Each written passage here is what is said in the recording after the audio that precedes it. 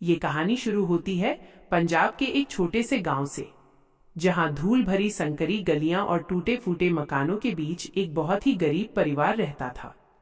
इस परिवार में 14 साल की आरती, उसका 18 साल का बड़ा भाई अमन और उनके पिता रामेश्वर रहते थे। आरती बचपन से ही पढ़ने में बहुत ज्यादा होशियार थी। उसकी आंखों में बड़े बड़े सपने थे। वो जब भी गांव के कलेक्टर की गाड़ी को देखती तो उसकी आंखों में एक चमक आ जाती थी, लेकिन उसकी किस्मत में सिर्फ काले बादल लिखी थे। जब आरती सिर्फ 8 साल की थी तब उसकी माँ एक गंभीर बीमारी के कारण इस दुनिया को छोड़कर चली गई थी। माँ के जाने के बाद आरती का पूरा परिवार बिखर गया। पिता रामेश्वर अपनी पत्नी की मौत का सदमा बर्दाश्त नहीं कर पाए और उन्होंने खुद को शराब के नशे में डुबो दिया। सुबह से लेकर रात तक रामेश्वर को सिर्फ एक ही चीज की सुध रहती थी, और वो थी देसी शराब। शराब की इस गंदी लत के कारण रामेश्वर ने घर का सारा सामान, यहाँ तक कि रसोई के बर्तन तक बेच दिए थे। आरती के घर की हालत इतनी खराब थी कि कई बार 2 वक्त की रोटी भी नसीब नहीं होती थी। लेकिन ऐसे बुरे वक्त में आरती का बड़ा भाई अमन उसके लिए ढाल बनकर खड़ा रहा। अमन खुद सिर्फ 18 साल का था, लेकिन उसने अपनी पढ़ाई छोड़ दी ताकि वो खेतों में मजदूरी करके अपनी छोटी बहन आरती को पढ़ा सके। अमन रोज सुबह 4 बजे उठता, दूसरों के खेतों में जाकर कड़ाके की धूप में पसीना बहाता और शाम को जो भी थोड़े बहुत पैसे मिलते उनसे घर के लिए राशन लाता और आरती की स्कूल की फीस भरता। अमन हमेशा आरती के सिर पर हाथ रखकर कहता था, आरती, तू बस अपनी पढ़ाई पर ध्यान दे। जब तक तेरा ये भाई जिंदा है तुझे पैसे की कमी नहीं होने देगा।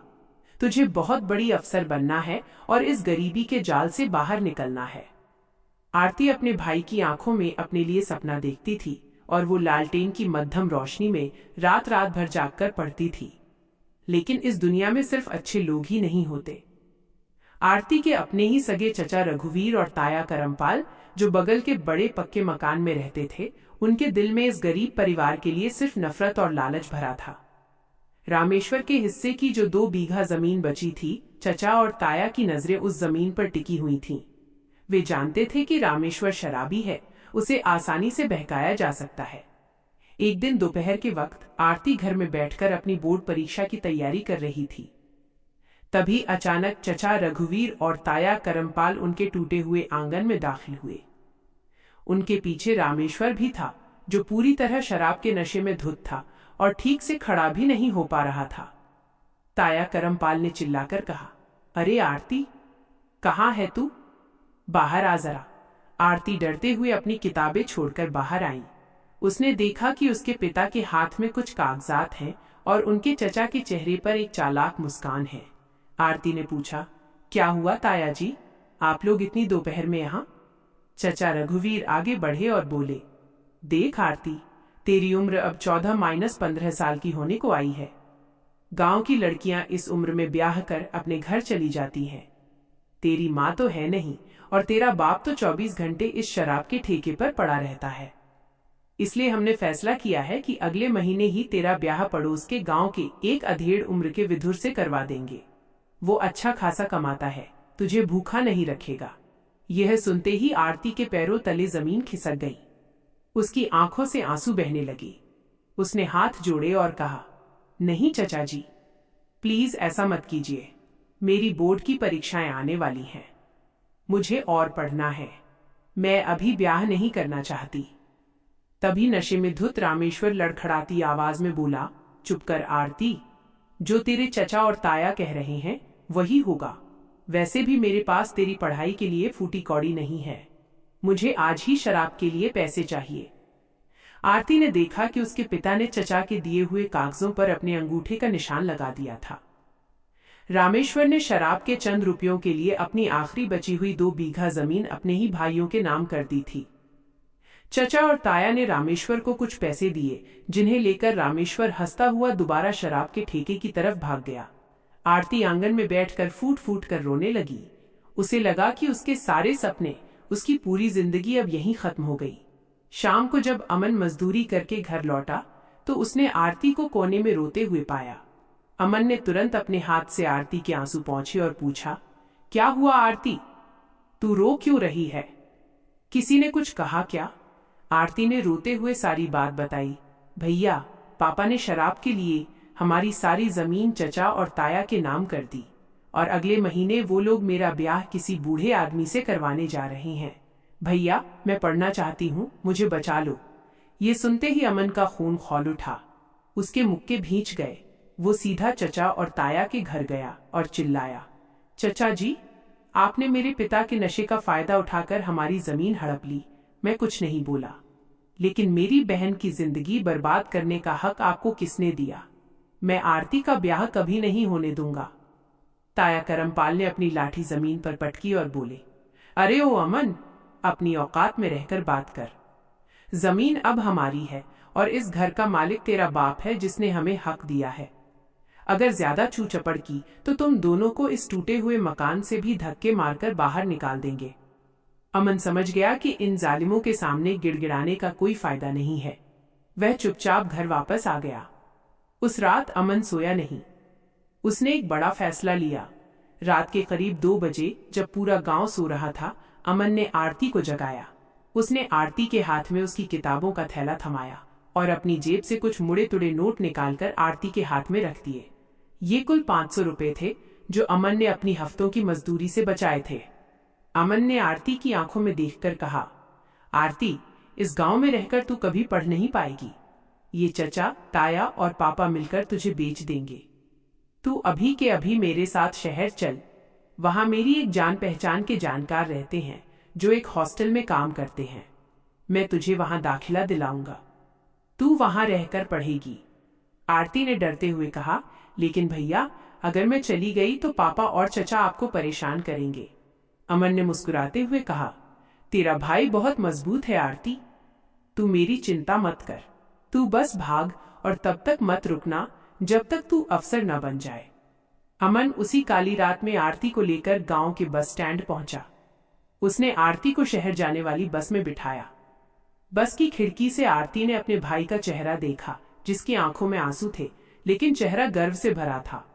बस आगे बढ़ गई और आरती अपने गांव, अपने भाई को पीछे छोड़कर एक अनजानी दुनिया की तरफ निकल पड़ी।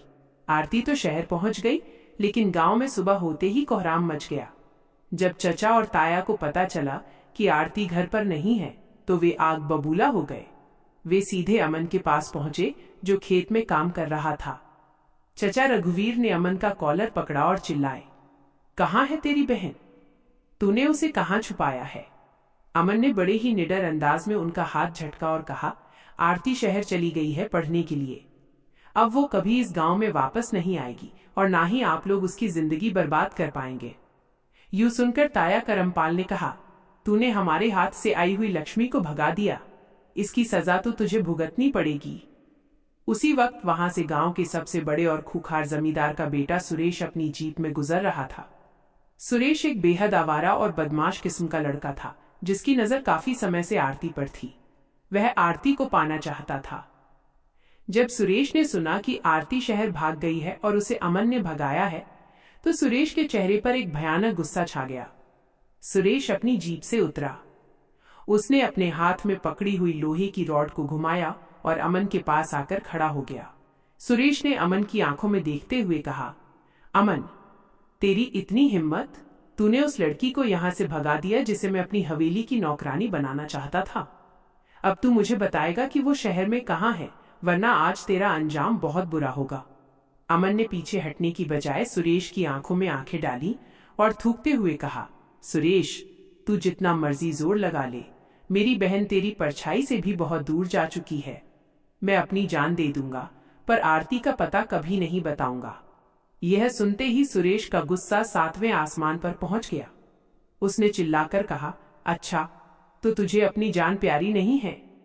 और इसके साथ ही सुरेश ने अपने हाथ की भारी लोहे की रॉड पूरी ताकत से अमन के सिर पर दे मारी। धाड़! एक जोरदार आवाज हुई और अमन के सिर से खून का फव्वारा छूट पड़ा। अमन चक्कर खाकर जमीन पर गिर गया, लेकिन सुरेश का दिल नहीं पसीजा। उसने अमन पर ताबड़तोड़ वार करने शुरू कर दिए। चचा रघुवीर और ताया करमपाल वहीं खड़े होकर तमाशा देखते रहे। उन्होंने अमन को बचाने की एक छोटी सी कोशिश भी नहीं की।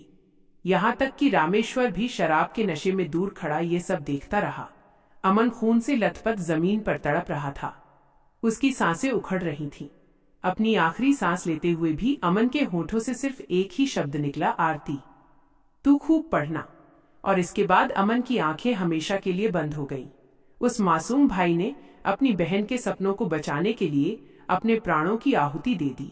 सुरेश अपनी जीप में बैठकर हंसता हुआ वहां से भाग गया। उधर शहर के एक छोटे से कमरे में बैठी आरती को अचानक एक घबराहट हुई। उसकी आंख से आंसू टपक पड़े। उसे नहीं पता था कि जिस भाई ने उसे कुछ घंटों पहले हंसकर विदा किया था, वो अब इस दुनिया में नहीं रहा। अब आरती बिल्कुल अकेली हो चुकी थी। उसके सिर से भाई का साया उठ चुका था। गांव में उसके भाई के कातिल खुलेआम घूम रहे थे। क्या आरती को अपने भाई की मौत का पता चल पाएगा? जब आरती को पता चलेगा कि उसके अपने चचा और ताया ने उसके भाई को नहीं बचाया, तो वो क्या करेगी? इस अकेलेपन और गरीबी के बीच आरती कैसे IAS बनने का सफर तय करेगी? ये सब हम जानेंगे किस्मत का खेल के अगले भाग में। दोस्तों, आपको इस भाई का त्याग कैसा लगा? कमेंट में अमन के लिए रिस्पेक्ट जरूर लिखें।